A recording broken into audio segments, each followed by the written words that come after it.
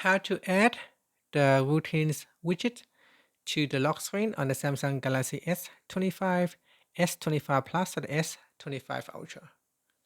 First, let's go back to the home screen by tapping on the home button at the bottom of the screen. Then on the home screen, touch and hold.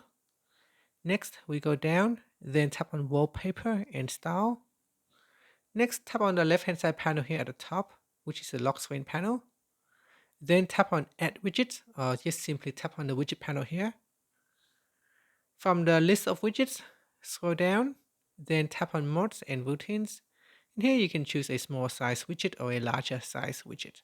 I will select a small size and then tap on the Start button. And here you need to select a routine.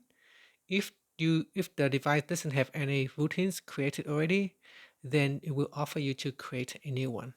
So here I already have two, so I can choose one of the two available. So here I will choose Do Not Disturb, then tap on Done, and then tap on the Home button to return back to the home screen. Now if you tap on the Lock button to go to the lock screen, here you can tap on it. So you can tap on the widget to turn on or switch off Do Not Disturb directly from the lock screen. And that's it. If you find this video helpful, please like and subscribe to my channel for more videos.